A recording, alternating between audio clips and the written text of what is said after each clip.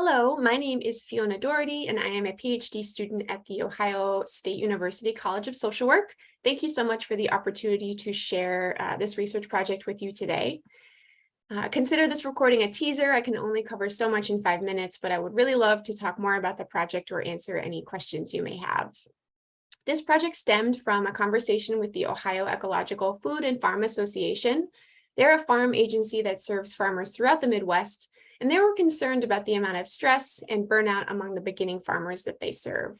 So we embraced a community-engaged framework with OFA and 3 beginning farmer key informants throughout this project. Beginning farmers are defined as those who have farmed for 10 years or less. They are categorized by the USDA as a historically underserved group, and they're a more diverse group with a growing number of women, Black, Indigenous, and people of color farmers. Beginning farmers are critical in shaping a resilient food system and mitigating climate change through sustainable practices. However, there are research gaps concerning their stress and well-being. So our research aims were to understand Midwestern beginning farmers' systemic stressors and barriers to stress management. We embraced a critical ecosystems and intersectional lens throughout the study, really looking at how overlapping social identities relate to systemic oppression. So let's move on to methods. This was a mixed methods design with a qualitative strand as the prioritized strand, and participants were recruited through propulsive sampling through OFA's email list. In October of 2020, we administered online surveys and analyzed the data using descriptive statistics. Survey measures include farm stress, the patient health questionnaire, mental health supports, and sociodemographic and farm information. The survey data informed our development of a semi-structured interview guide where we were able to go much deeper into their experiences of stress. We conducted 20 interviews in April of 2021. These interviews were analyzed using qualitative thematic analysis with member checking from our key informants. So let's move on to results. Let me scroll down here.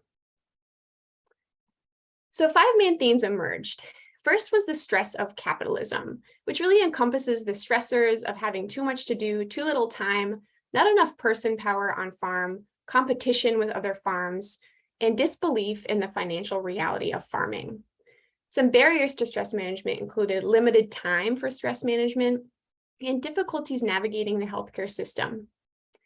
Our second theme was discrimination and inequitable access to resources. We found that women, BIPOC, and LGBTQ+ farmers described the stressors of feeling invisible and experiencing microaggressions. These subgroups were also more common to note stress from social justice and discrimination in the agricultural community in our survey. The third theme is social support gaps, where participants describe stress from social isolation, loneliness that was compounded by COVID-19, and feeling underappreciated by their community. Some barriers to stress coping included inadequate resources in rural areas. The fourth theme was rugged individualism, which speaks to the social stigma around help seeking and beliefs that help seeking is only appropriate during a crisis. Lastly, the last theme speaks to mixed perspectives of climate change as a stressor.